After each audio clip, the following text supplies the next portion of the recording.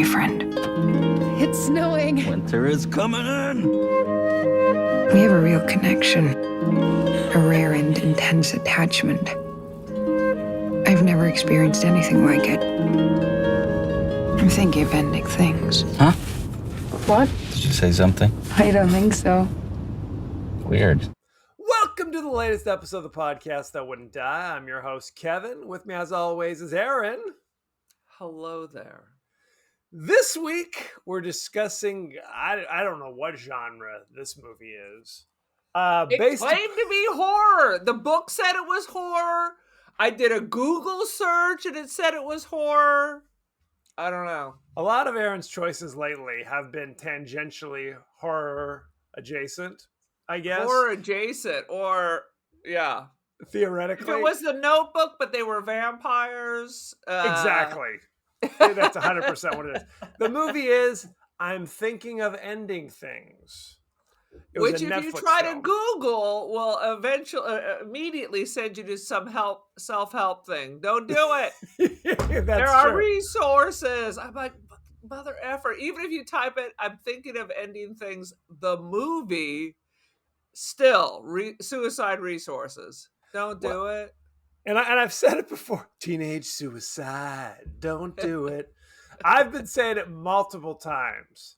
That don't commit suicide. The only thing I was thinking of ending was watching this movie. If you know what I'm saying. Each week on the podcast that wouldn't die, we discuss guilty pleasures and forgotten classics of the horror and sci-fi genres with a comedic twist. Aaron, what's up with you? What's the latest? The lottery is up to $800 million, and we were discussing who in Kevin's family should get the text on the group text about if they're going to throw in their $2 every time the Powerball rolls.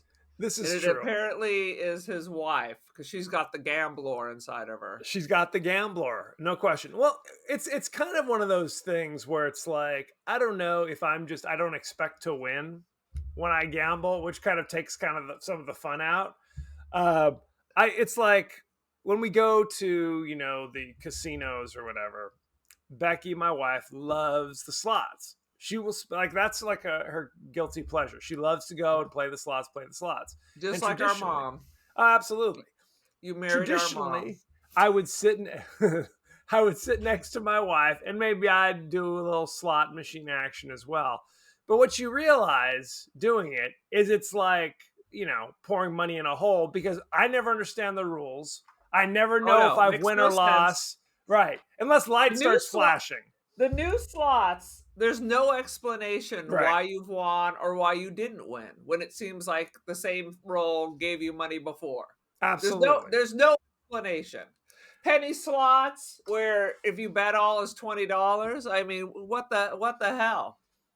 No question. So it's like, now if you hit, there's usually an information button you hit, and then of course 5 pages of shit will appear. And if you feel like perusing that, I guess it will explain something. Oh, waitress, I'm going to need a couple cups of coffee to get through the 5 pages of 4-point type to understand how I win or lose this game. Absolutely. I'll need my reading glasses and a highlighter so I can take notes in the margin. Right? No, and it's out. Does this come in large type? Right. And then I hate the slots where it's like you have to bet multiple rows, right? Like your minimum bet does not cover all the possible permutations. So I have to bet, instead of a penny, I have to bet $1 to get all the possible permutations. And then the what I call the faux wins, where you bet $1 and win 40 cents. Exactly. That's the scam. And it lights up like you want a car. Right. Like I'm on The Price is Right, and Bob Barker, or Drew Carey, I guess, has been doing it for 20 years, calls you down. Basically, that's what you think. I've won 20 cents on a $5 bet. Excellent. Right. So, and even if you win, say you win $20, but didn't bet at all, the top bet, you realize that instead of 20, you could have won $10,000 if you were just brave enough to bet it all. So even if you win, you lose.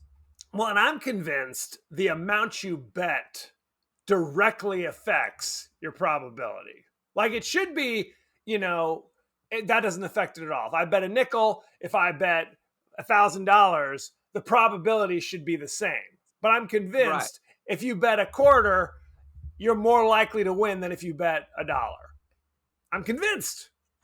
So you're saying the less you bet, the more chance you are to win? Yes. Interesting. Like I've done it where it's and by win, I put in like 5 cents and I win 1 cent. Well, that kind of winning. I'm like real winning. Based upon I've done my own research, based upon nothing, that it's like the computer knows. Whatever, the microchip, the CPU knows, oh, this person just bet the max. So now I'm dialing back their chances of actually winning something. Right. We're already getting their money. Right. Absolutely. We want, so you're saying they want the nickel better to get so excited they just start doubling down. Yes. I had this theory where your best bet is the moment you sit down is bet the max. Boom. On your first bet. Because my theory is the computer wants you to have some early success to get you to be like, ooh, I'm on a run, and then dump all your money in when it's nothing but losses afterwards. That's my theory, based upon nothing. So there you go. Interesting. I 100% hate the slots, although I've sat with people, it's the same thing, and you lose $20 in 5 minutes while they are still playing 6 hours later. I just watch people slide those $100 bills, and then I'm like, oh shit. If I'm by myself, I'm not gambling at all. If I'm with people, I like to play craps, but craps has gotten so expensive that now I'm playing electronic craps.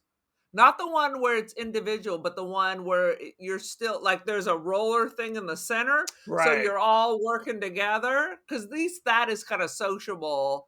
Right. But those machines are hard to find. Like a casino will have one. So you got to wait for someone to die or their wife pulls them off because it's usually men. No, I mean, absolutely. I mean, I like a little blackjack. But even with my horrible strategy, there are sometimes where you put down your 20 and it's gone. Boom. Like you're right. You're in and out 5 seconds later. My goal is not to win, but to play. Let me play for an hour.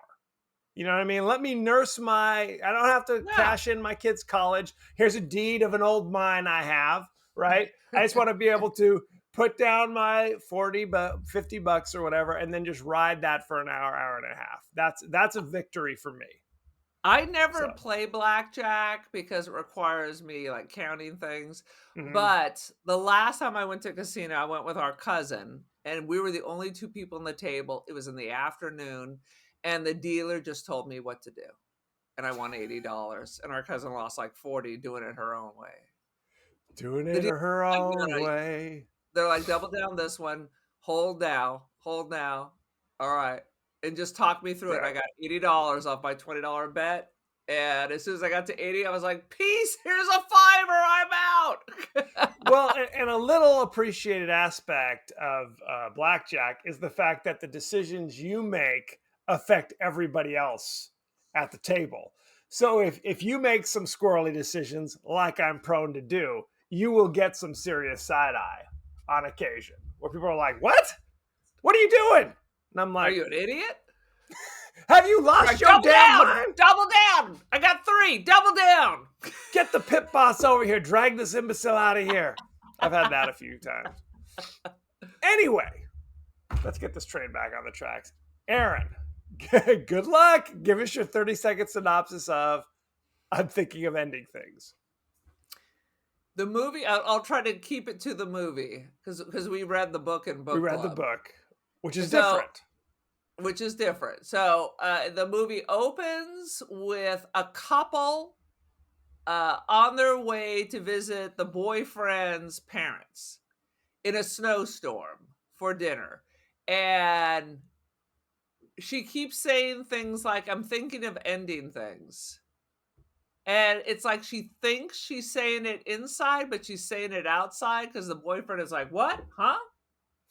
And they have the most horrific road trip conversations where it's either so boring or they're clearly disagreeing about everything. It's all like arguments about poetry and things like that, because she's either a waitress, a poet, a scientist.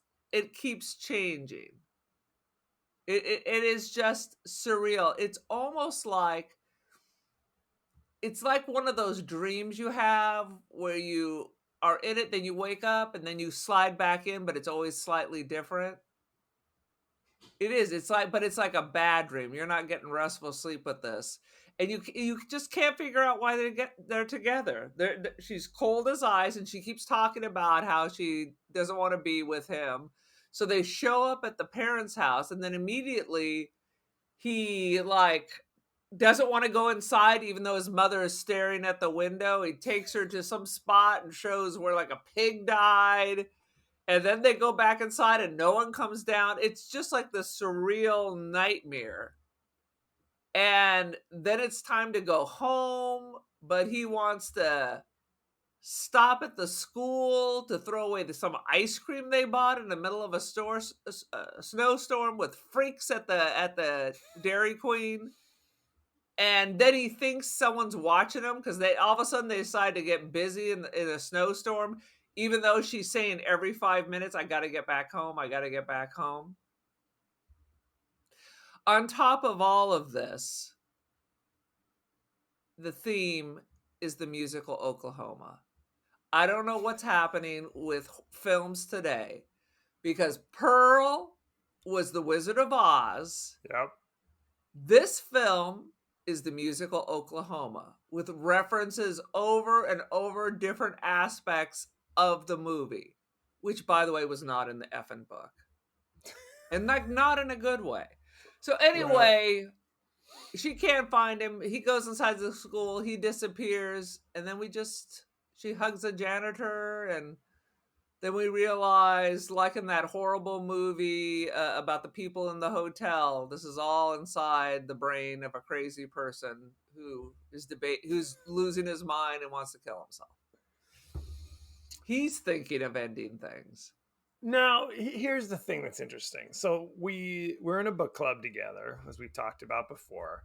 And this was my choice. This was your book choice. Now, correct me if I'm wrong. You chose the book because you heard that there was the Netflix movie, correct?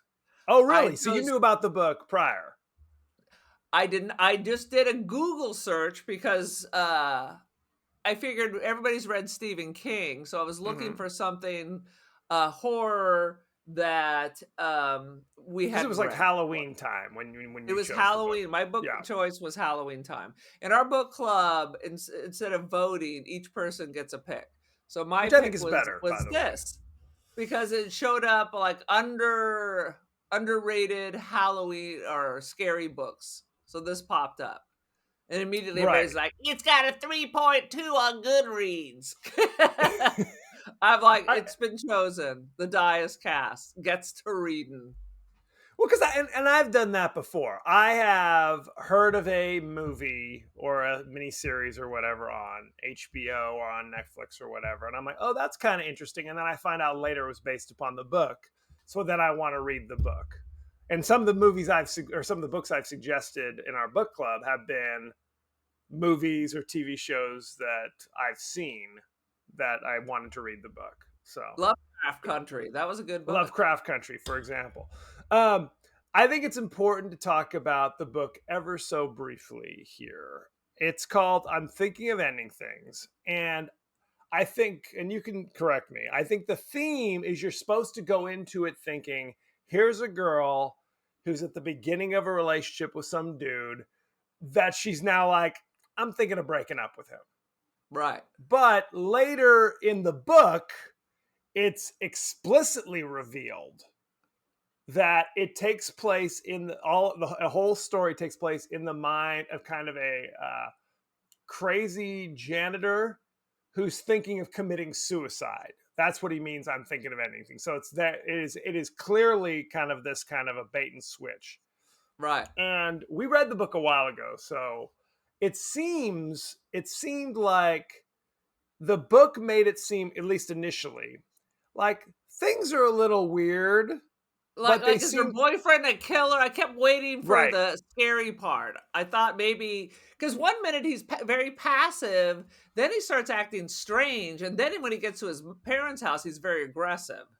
Right. So but you feel like it takes place in the real world, at least initially. Initially, it takes place in the real world. We're following this girl who's gone away for the weekend or whatever with her boyfriend to meet her boyfriend's parents, essentially. And then as the movie progresses, she's kind of discovering things. Whoa, what's going on? And then later, it definitely becomes more surreal and strange. But yes, again, correct me if I'm wrong, that the weird surrealness doesn't occur until she gets to the school, which is much later in the story. Like that's when in the book, you really believe that she's a real person, that there's something wrong with the boyfriend, because they go to the Dairy Queen and people, it appears to be warning her about him. And there's other weird characters. The parents are weird. The people in the Dairy Queen Everyone is weird. Everybody's weird. It's so kind of like a Twin Peaksy kind of thing where every character she meets is kind of strange, but she seems kind of normal and it seems to exist in the world. This movie, however, from pretty much Jump Street, everybody's weird, including the girl. Like she's not a reliable narrator. And things are changing for seemingly no reason. People's hairstyles are changing from scene to scene. Their clothes are changing from scene to scene. Like you said, her backstory, who she was. Is she a poet? Is she a gerontologist? Is she a physicist? Like all that. So the whole time it's weird, right? So it's definitely different. I appreciated the car ride. Because that kind of made the story, it gave more sense to the book. I could really see the weirdness as opposed to reading it, but then that's where it dropped off. But I would be like, I'd be running out of the snowstorm. This is the worst road trip I've ever had. Right. And why would you go to meet someone's parents that you've only been dating a couple of weeks and you don't really even like him? Right. Now, they did seem, in the movie, even though she's like, I'm thinking of ending things, she definitely seemed to have kind of moments where you could see, there's a little bit of a spark of something there. Right. Like he would say something or she would say, they would laugh and, okay, yeah, I can see where. Then it would get awkward Then it would get awkward. Right. It would get awkward again. I took absolutely zero notes because to me, the entire movie was so bizarre that it's hard to pick out, here's a weird moment that we should mention. Because it's all weird. It's all weird. So I'm going to throw it to you. Let's just jump right into the quote-unquote highlights. Aaron, what do you got? I did appreciate that someone was watching Sherman and Peabody from the old Bullwinkle show on the TV. So when is this supposed to take place that we're watching Rocky and Bullwinkle? Right. Right. The phone call, she was getting all the phone calls, and one of them, you saw her phone, it was herself.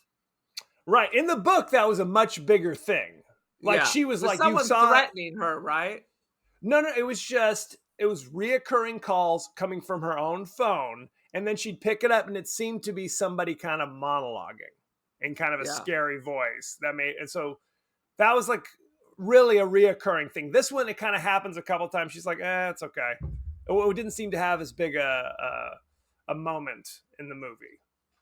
My notes are all bizarre. I have a problem with gum under desks, and now I've learned from watching the janitor in this that there is a tool you can use to scrape the gum off. It's a scraper. It's an actual scraper. No question. I didn't know Toni Collette was in this. Toni Collette is the wacky mom. I did not know that. And David Thewlis is the wacky father, right? Who both of them age in the period of one evening till the mom is on her deathbed. This is like one evening. They're not even spending the night. But we go to wacky parents, to everybody gets old, to the mom is on a hospital bed and dies. Dad is stumbling around and wetting themselves. Made reference that like the boyfriend was there last night, but he wasn't because they don't live there. It was very bizarre. No, everything was. Go ahead. Go ahead. No, go ahead. Everything was so bizarre, and this was my issue with the movie overall. Is it was just.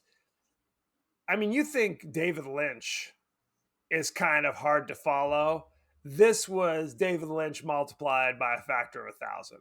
It was so like every conversation was like a long conversation, but was seemingly like incomprehensible. It was like meaningless. It was confounding. Every conversation that went, they all went on for a long time. It's a lot of correcting other people's quotes. Right. Listening to sad poetry and then correcting that.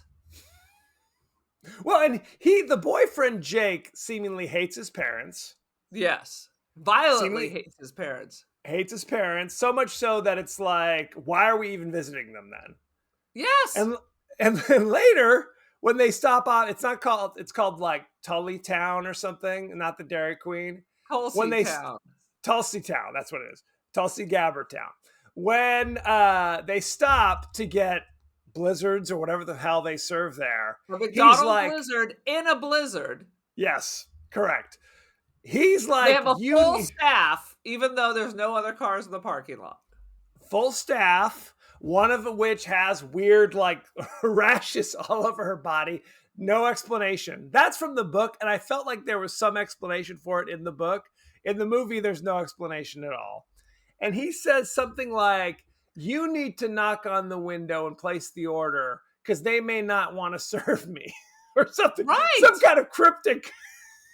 It was. So he turns his back.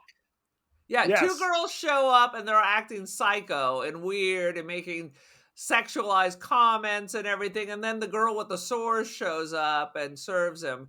And then I can't remember if this is the book or the movie, warns her about him. It happens in both. Okay. Happens in both. Right. She said, she's like, I'm worried. And the girl is like, oh, what kind do you need help? Blah, blah, blah. And she's like, no, I'm worried about you. Yeah. You're the one who needs to be careful kind of thing. And then there's that thing where she's like, what? Sorry about the smell. Sorry about this. We're varnishing. Varnishing? Yeah, the shelves. What, in the storeroom? We're varnishing? In the blizzard. No. Right. Yeah, and they get back to he's like, it didn't smell like varnish. Right. It's supposed to be some kind of cryptic and scary, which has no meaning and doesn't. There's no callback to the weird smell at the Dairy Queen. Right. It's there's so much just weirdness.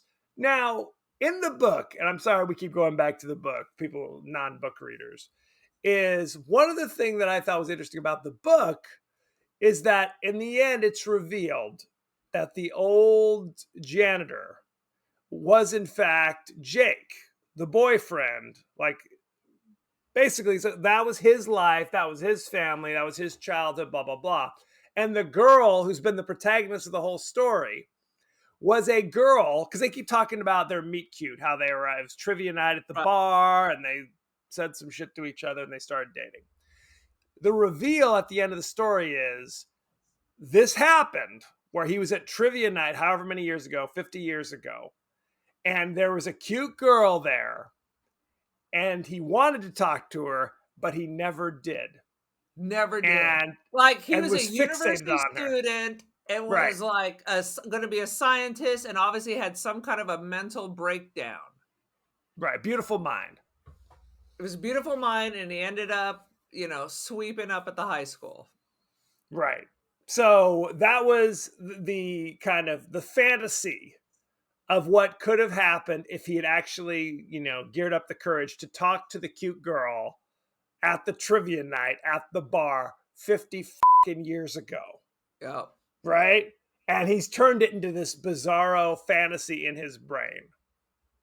And that was like the most heartbreaking moment. Like, as crazy as the book was, in the end, you kind of got the sense of where it all was going by the end. There was a lot of weird shit in there. But in the end, you kind of got the sense, here's the narrative, right? They were throwing us off. It's like, we always talk about this, the final episode of St. Elsewhere, where they reveal that the entire 8 years of the series from the 80s was in the mind of an autistic child with a snow globe. Which is insane. Goes down in the history of worse endings. Fully insane. Fully. If you don't know what the hell we're talking about, Google it. St. Elsewhere was a super popular hospital drama. One of the first big hospital dramas. Absolutely. All through the 80s. Denzel Washington was a cast member. Anthony Edwards. Howie Mandel. It was like super popular, right? Yes. On for years and years and years. And that's the final episode reveal. Who were they all on ayahuasca? What what were they thinking when they sat down and said, here's how we're going to end it? Like, there's no reason. I can't even. You end it by it just ends. Like their imaginary life goes on. Not that nothing ever existed. Oh my God. Correct. Anyway, so, and that's the thing, not to jump ahead, but it almost seems like they had the book and the director, writer, Charlie Kaufman. Jesus Christ. And then you're going to ask me to watch Adaptation again, and I'm going to say no again. Because I gave it an extra spin after you were so strong and it's that he's amazing. And I watched it again, and I still held the opinion bullshit. Okay, let me just say this briefly. Charlie Kaufman, he had been around doing shit. I didn't know who he was and he wrote the screenplays for Being John Malkovich, Adaptation. Another one he did was I love Malkovich. Dangerous Mind. That's his apex.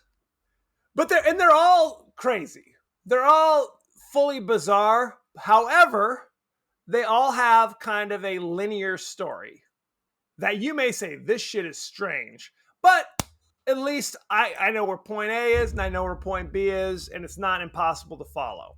This movie, seemingly, they took the basic premise of, I'm thinking of ending things, a girl's going out with her boyfriend to meet the parents. And then they just said, you know what? We're just going to ratchet up the crazy. We're going to make it so bizarre that every conversation is just kind of, Liberathine madness, where it's like, who knows what it means? Liberathine? What does that mean? Yes, like a labyrinth. Like a labyrinth. Okay, like it's impossible to figure out like conversations don't mean anything.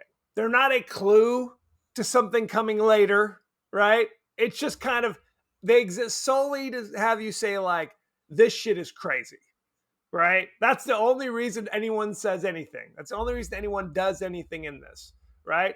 Now the basic plot follows. It is crazy. They do stop at the Dairy Queen, just like the book. They do wind up going to the school, just like the book. Now, where the book wraps things up and it's like a grand reveal, oh shit, is that what this book's about? The movie goes, shit. The movie just says, we need more weirdness here. We're not answering any questions. We're not solving any riddles. We're just going to have a moment where Jake is suddenly accepting, the Nobel Prize or something in front of an auditorium filled with young actors who are wearing like high school age makeup. And then he does a rendition of a crazy song. Right. If he hadn't gone insane, this life would have been his, because he was going to be a scientist, because he was a genius.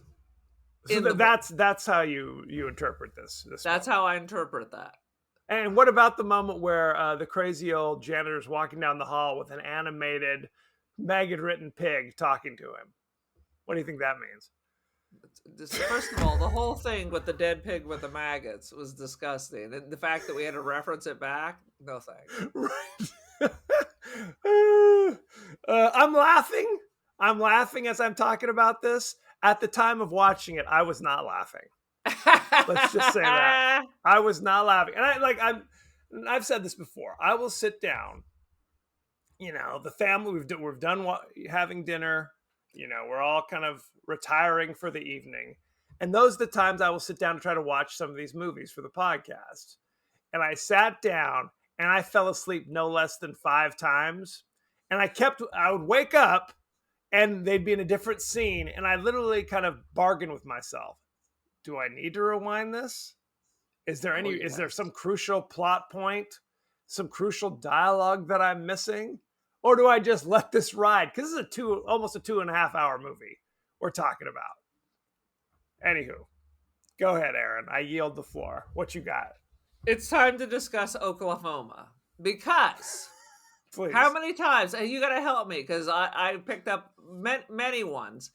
There is a reference in the car scene about his favorite musical is Oklahoma, where he sings a little something. Then we flash to some high school musical version of Oklahoma with songs. Then all of a sudden we skip to a ballet that was taken right out of Oklahoma. In Oklahoma, the movie, all of a sudden you have people dance because obviously Shirley Jones and who played Curly? Anyway, their characters must not be dancers because now you have people dressed like them doing this whole ballet. So out of nowhere, there's a whole ballet going on from Oklahoma in the hallways of the school. In the hallway of the school, right? Fantastic. Yep. You keep getting throwbacks to the Oklahoma high school kids. Then at the very end, when he accepts the award, he's in a shed. That is clearly Poor Judd Is Dead. That song. It's Rod Steiger. Living in the smokehouse, and Curly goes down there to try to convince him to kill himself because people will come and mourn him, and that you know it's a brave thing to do. Poor Judd is dead. A candle lights his head. I've never seen Oklahoma. What the? Oklahoma I've never seen a performance. I've never seen the movie. I've never seen the play. I only know Surrey with the Fringe on Top, and that's only because of When Harry Met Sally, because he sings it in the sharper image. I'm just a girl who can't say no. I know. I'm just a girl who can't say no, and the only reason I know that is from an episode of Fawlty Towers, where I love Fawlty Towers. Is like singing I'm the just song. A girl who can't say no. Right. Those are the only 2 songs I know from Oklahoma. Even the titular song, Oklahoma, I do not know. What? I thought you did musical theater in college. I was straight drama. There was a musical theater branch drama you could have veered into. Yes. And I said, no thanks. And there was actually some friction in San Diego State in the drama department between the straight drama and the musical theater kids. Like there was like gangs, the Crips and the Bloods at San Diego the Sharks State. And the Jets. When you're a jet, I guess that in that case the musical theater would win. When you're a jet all the way. I had never seen West Side Story until Spielberg redid it a couple of years ago, and I thought it was boring as hell. Boom. I'm dropping bombs here. First of all, I refuse to watch any redo because I saw the original, and it's same songs, and it's sad. I cry at the end. I'm dropping musical theater bombs all over the place. I thought Rent was boring when I saw that movie. I couldn't get through it. I couldn't get through Rent. Look, musicals, since we're talking about every goddamn thing under the fucking sun. The thing about it is, it's all about the music. If the songs are catchy, I don't give a damn what the plot. The plot could be about anything in the world. If the songs are catchy, I'm in. If the songs are kind of forgettable, I don't care how good the performances are or how good the plot is. If the songs are boring and forgettable, I'm out. I'm out. Well, I'm going to drop a bomb on you. Les Miserables. Please. I hated that it was an operetta. I would have rather just had talking with some of the good songs, because with an operetta, if everyone's singing everything, that means 90% of the shit is just a dialogue with sing-songy dialogue. And I hated that. And I love the book. You dispute that? No, I don't. No. I agree. You shouldn't have to sing every piece of dialogue. No question. But that being said, the songs from Les Mis. No, the good songs are great. The good songs are great. We're not talking Cats, where there's one good song and a bunch of shit you're just trying to get through. Right? I saw Cats, and at intermission, I was like, I don't know what the fuck's going on. I don't know what's happening. Charlie Kaufman might have directed it. I mean, at that stage. Maybe so. I'm thinking of ending Cats. Please. Please, God help us all. And don't get me started on Sondheim. Into the Woods? I never saw Into the Woods. Into the Woods. Into the Woods. I saw it years ago, and then I didn't see the movie, so I don't remember. Anywho. Right, that being said, let's get this train back on the tracks. What else you got for I'm thinking of ending things? I have just put everything. I wrote ballet with an exclamation point. Oh, we didn't even talk about that. Right. I just did. No, there was two different ballet. There was the people dancing in the hallway, but then there was the extended. Yes, then there was the extended ballet in the snow in the basketball court, where they're dancing, and then one, like the old janitor man, kind of theatrically stabs young Jake, and Jake is pulling like red ribbons as he's laying on the ground. I must have blacked and that was 15 minutes. Yeah, right. Where I'm just like, what? Now there's obvious, that scene obviously has some symbolism of some sort, like they're trying to convey something, like maybe old janitor man has killed his younger self, I guess, right? I guess that's what we're supposed to think. He's killing himself. In the book, it was explicit. It was explicit. There was a moment, literally, it's like, it ends with us. Whenever there's a title of the movie where you know the main character eventually is going to look directly in the camera and say, it ends with us. That's what I wanted. I wanted the old janitor. I'm thinking of ending things. That's what I wanted. That's what I wanted. Because I guess what happens, we're supposed to think at the end of the story, he's kind of having an episode. He gets into his truck, strips. Because I think they talk about when people freeze to death. Right. They take off their clothes. They think they're hot. They think they're either so cold that they think they're hot, so they strip down. So we're supposed to think he goes out into his car, has an episode, strips down, and then freezes to death in his car. That's what we're supposed to think, right? But that didn't seem... In the book, it was clear he was committing suicide. He knew he was nuts and was committing suicide. Because that was the other thing in the book. In the book, they'd have these scenes with the girl and her boyfriend, intercut with these little interstitials, where it was people talking about, I can't believe he did that. He seemed like such a quiet person, blah, blah, blah. So you don't know what this means until the end of the story when both kind of plots tie together, right?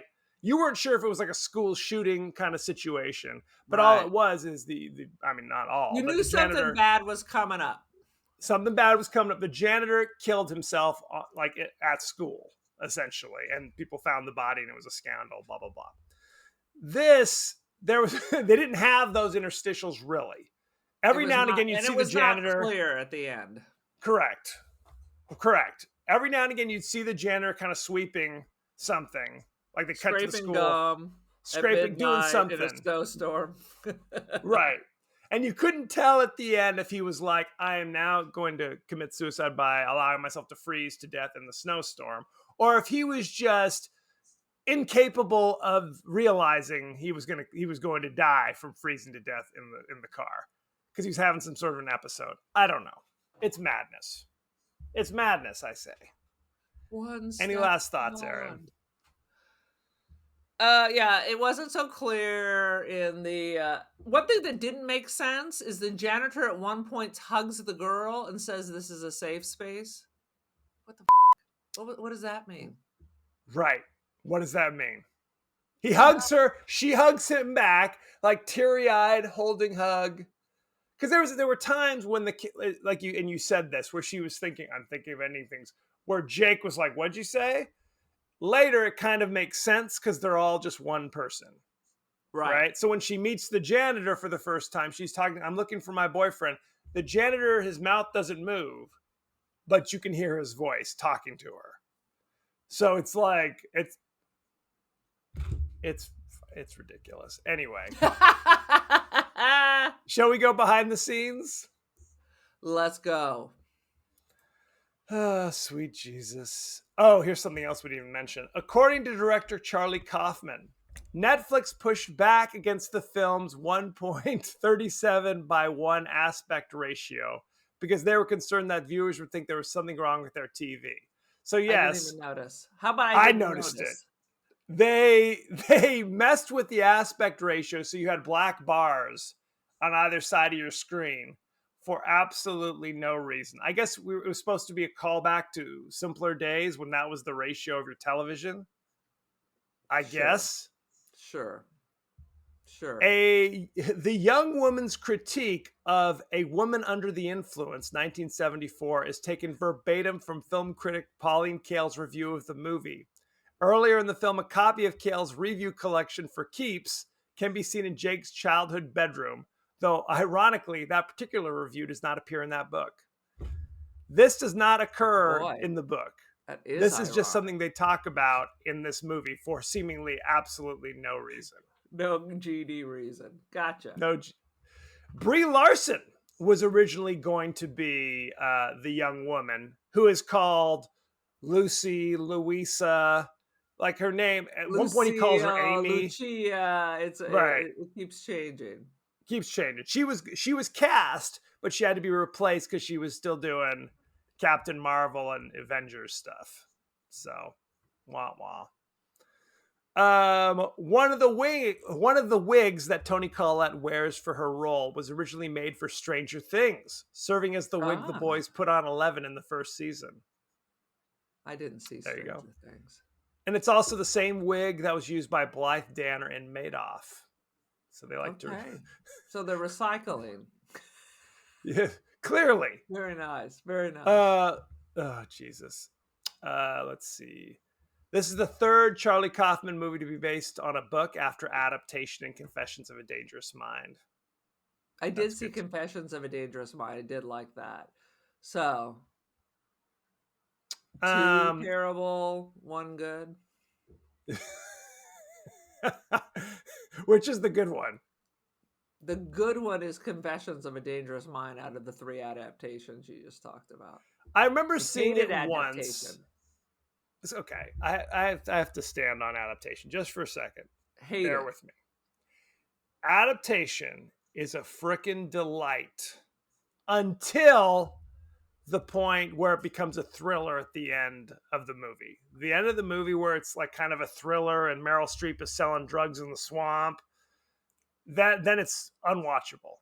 It's like if they could just end it where it's just Nicolas Cage playing 2 crazy roles. Is it because Nicolas Cage is in it? Is that why that we like it? And by we, I mean you. I was just going to say that. It's because his performance is very Cagean.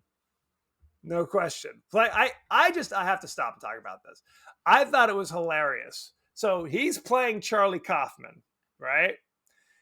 Where he's all full of neuroses. He's overweight. He's balding. He's like, trying to, theoretically, he's very successful, but he doesn't seem to have any friends. He doesn't have any relationships in his life. No women want to go near him, essentially. And he has a twin brother who, as a twin, looks just like him. Polar opposite, yeah. But looks just like him. Overweight, balding, they dress exactly the same way. And he's a moron. He's a frickin' imbecile, but everybody likes him. He's charming. Wherever he goes, like the ladies are drawn to him. They're like, hey, how you doing? People want to hang out with him, right? And Charlie Kaufman is a successful screenwriter, right? And in spite of that, he's all full of neuroses. His twin brother, Donald, who doesn't really exist in real life, he'd made it up just for this plot, for the story, is like, well, I'll write a screenplay too. And his screenplay is horrible. It is ridiculous. It is stupid, but everybody loves it. People are like fighting over, we got to make this movie. We got to greenlight this thing, which makes Charlie's neuroses even worse. Which is really, it's a commentary on what's going on with Hollywood. Correct. Like the shittier it is, the more people want to produce it. They don't want movies where you have to think and things. We want some trash. If you thought Being John Malkovich was funny. Those moments. Being John Malkovich is one of the greatest films of all time. I agree. I think it's that same kind of sensibility with the Nicolas Cage's parts for the first 45 minutes or so of this movie. That the brothers' interaction are what I love about adaptation. But when it turns the corner at the end, then it kind of sucks. I think at the end, the stupid brother took over and wrote that part. That's exactly what happened. That's what's funny is the plot of the movie basically matches the plot of the horrible, because that's when Charlie's like, I don't know how to write this screenplay. What am I doing? And his brother says, you know what you should have? You should end it with like a murder mystery and a chase and a fight with the bad. So now suddenly, and then there's drugs, right? It was suddenly all of the things that Donald was suggested that seemed freaking ridiculous and stupid. That's what happens at the end of the movie. Boom. So, see, it's deeper than you think. Yeah. Anyway, so I've watched it twice. It was enough. That's fair. 4 of the film's actors have each appeared in a different season of the TV series Fargo.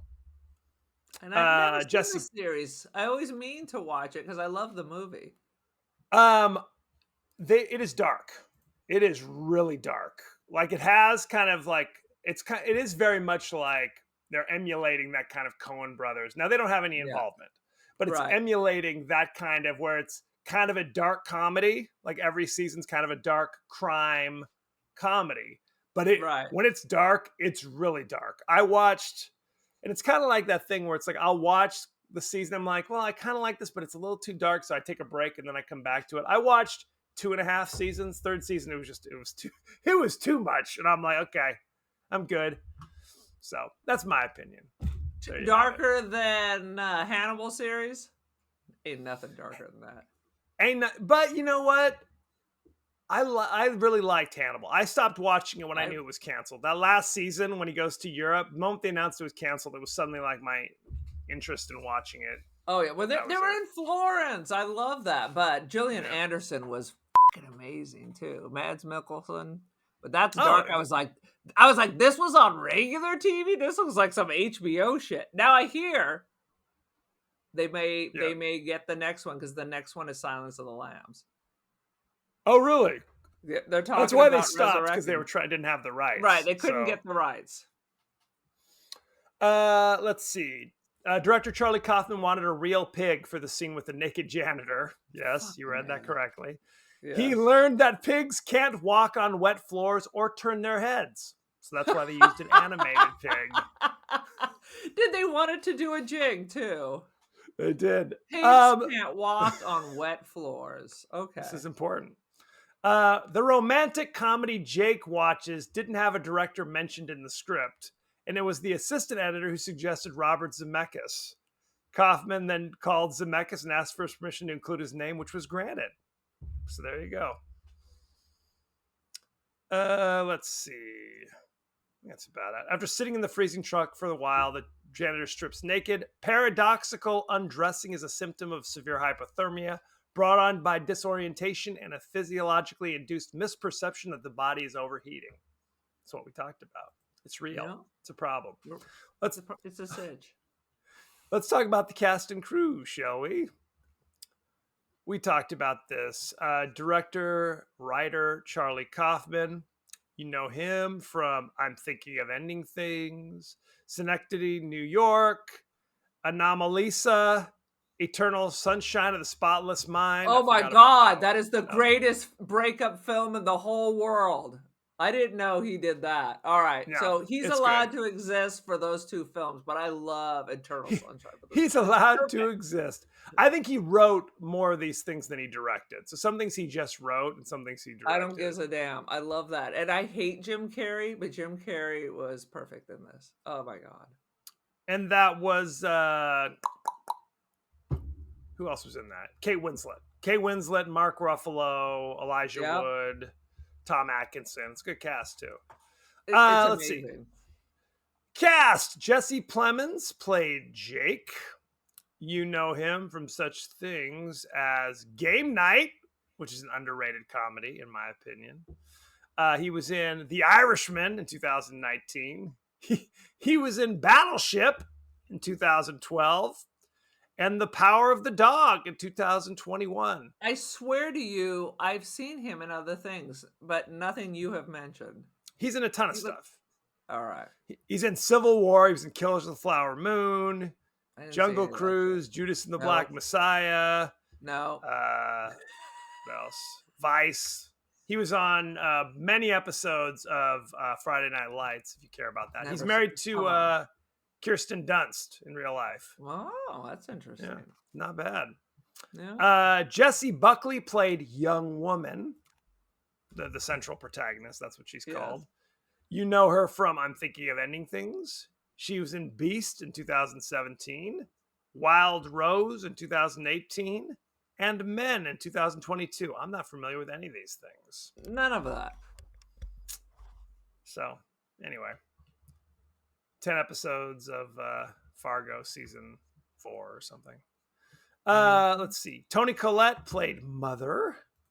You know her from such things as The Sixth Sense, About a Boy in 2002, Sixth Sense in 1999, Hereditary 2018, The Hours in 2002. Yeah. We met her in Muriel's Wedding. Yeah. We always forget that she's Australian. It's true. Yeah. David Thewlis played Father. You know him from such things as Naked in 1993. No. Harry Potter and the Deathly Hallows. He played Remus Lupin, the werewolf teacher. Mm-hmm. He was in Wonder Woman in 2017 playing Sir Patrick. He was in the 2006 The Omen. And I always remember him because he was the star of the 1996 Island of Dr. Moreau with Val Kilmer and Marlon Brando. I think I saw him last year. There was an HBO movie. It's him and that other lady who was in The Crown. They're like, they murder his parents or her parents. They murder her parents. They're like an old couple that murder her parents and like flee, bury him in the backyard and flee to Europe. Like she's crazy and he's like the caregiver who's helping her. It was really good. That is strange. Yes, it is very strange. Oliver Platt played the voice, who was revealed to be the voice of the pig for some reason. You know him from such things as 1993's The Three Musketeer.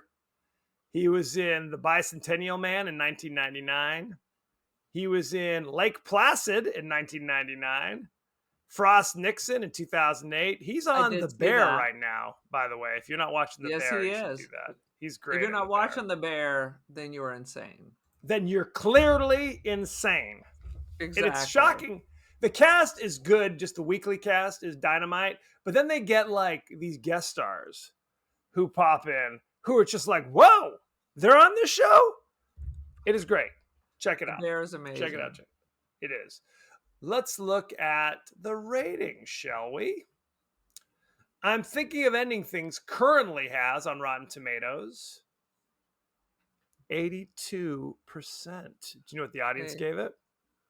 46. 50. 50. I'm in touch with the audience. You very much so. Let's take a look at the top critics. We've got Peter Travers of ABC News says, one thing is for sure about Charlie Kaufman's mesmerizing Mindbender, that only seems to be a simple tale about a guy driving his girl home to meet the parents. You won't be able to stop talking about it. Boom, is that true? Yes, you will. No, maybe. That's not true. Maybe one day. Who's to say? Anybody else that I want to read about? Hard to say. There's a lot. Richard Roper of the Chicago Sun-Times says, Charlie Kaufman gives a novel his usual peculiar spin in one of the year's most creative films. This is all bullshit. They're just kissing Charlie Kaufman's ass. None of these people give real reviews. Well, the thing about They it always is, find something positive to say. The set dressing is amazing. I fully accept that my movie tastes tend to be on the lower brow, aesthetic. I fully accept that. But there are times where it just seems like it's artistic nonsense. You know what I mean? I'm not saying it's not poor. It's well made. The performances are good. Blah blah blah. But it's nonsense. It means nothing. It doesn't say anything. At least not to me. I think the car ride set a good mood, and maybe because we're contaminated, we didn't really like the book that much. No, we didn't. But the book makes perfect sense in comparison. Owen Gleiberman from Variety says, it's not just a quirky, morose downer of a movie. Let me see if I can say this. It's didactically morose. Okay. So that was a negative review. So there you go. Is that? I don't know what that means, but it can't be good. Doesn't sound positive. Doesn't sound like a positive review to me. Aaron, what is your rating of I'm Thinking of Ending Things? My caveat is, if you like this, you should probably read the book. The only part I liked was I thought they really set the mood with the car ride. That was like very perfect compared to in the book. It really solidified that. I kind of miss they didn't have the when they met and all that before the trip. But really, I thought it was nonsensical. Which maybe is what it's supposed to be, but I did not enjoy it. So I'm going to give it like a 2 kicks in the knee to Charlie Kaufman. You created 2 of my most favorite movies. Do better. It's not something I was dying to watch. This was an Aaron choice. So I fully admit that could have tinted my view going into this. I'm going to give it 1.5 out of 5. Look, it's just, to me, it was so bizarre that it was kind of boring, is really what it came down to. Where it's just like, your mind is kind of forcing you to, like, am I supposed to be like remembering all these little weird shifts and details?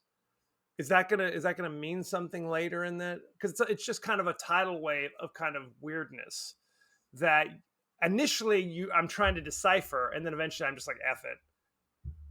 I had my notebook open and I was ready to take notes, and then I just put it down. I'm like, I'm just gonna sit here, passing in and out of consciousness. So not for me.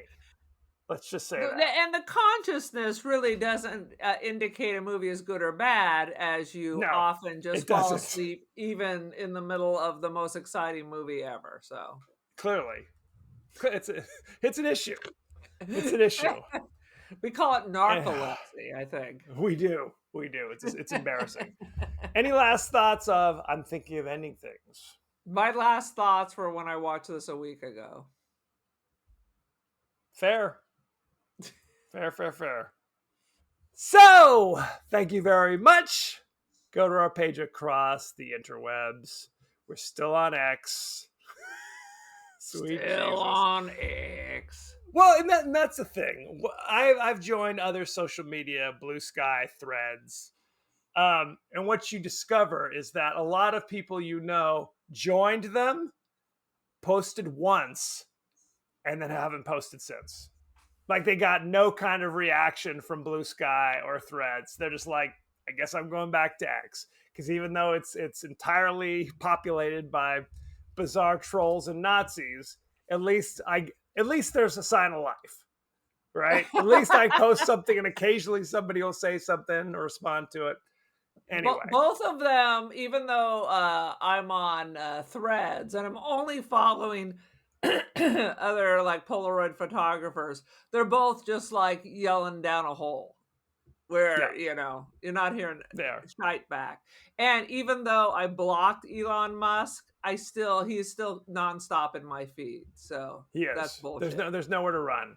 There's nowhere to run. I've often said if I wasn't doing this podcast trying to promote it, I'd leave all of social media, which is shocking for me to say that, but I'd bounce from all of it. Anyway, that being said, be sure to like, share, rate, and review, won't you? Check us out. We're also on Instagram and TikTok, so check those things out. You could be watching us on YouTube right now, for goodness sakes. Ooh. I put on lipstick and everything. That's what I'm talking about. You could also email us at the podcast that wouldn't die at Gmail. We're on Apple Podcasts, Spotify, anywhere the finer podcasts are available. So don't forget to like, share, rate, and review. Won't you? Won't you please? Aaron, what is your social media situation? I'm on Artsy and First Dibs, Aaron Doherty. Check it out. Polaroid photography. I am on the gram, The Cult of Aaron. Join the cult. I am your leader. I am your leader. As we like to do, we like to include people's thoughts and feelings. Our friends across the interwebs. Nothing when they interact more than to feelings. Shit. Let's take a look. Our buddy Almighty Shadow Man, responding to our episode, The Serpent in the Rainbow, says very succinctly, I'm never going to Haiti. I get it. That's positive. I think that's a life lesson. Whenever I think of that episode, I remember how you kept referring to Haiti as H. So you're like, I'm going to hit the H. And I was like, you can't. That means something different, Aaron. Sweet Jesus. Leo from Voluntary Input, responding to our episode Hatchet, responded with, okay, let's roll. Meaning, because that was when Tony Todd's going to put you on a swamp boat to meet the psychos. Good stuff. Next week, we're doing the classic 81 horror film, The Burning. This is kind of a under the radar pick for many of us. A caretaker at a summer camp is burned when a prank goes tragically wrong. And several years later of intensive treatment in a hospital, he's released back into society, albeit missing some social skills. So he becomes a serial killer. Now, that may not seem like anything special, but look at this cast. Jason Alexander, Holly Hunter, Fisher Stevens. The list goes on and on. And these are when they were just starting out in acting. So we're going to have to see. I've never seen this. Never seen it. So we're going to have to check it out. Did someone recommend it to you? I've heard tell of the movie. Ignominiously, this was the Weinstein brothers' first movie they ever produced. So there you go. So we have that to look forward to as well, that conversation. So send in any favorite scenes, favorite quotes, comments, and questions, and we may just talk about it on the show. So thank you very much, and be well. Hey, have you seen The Serpent Queen? It's on What's Stars. That? It's about Catherine de Medici. Oh my God, I got the first episode because I don't have Stars. It is freaking amazing. Freaking amazing. Just saying. Adding it to the list. I don't have Stars, but one day. One day if we can achieve it. If we win the lottery. If your wife sends me $2 to buy a lottery ticket.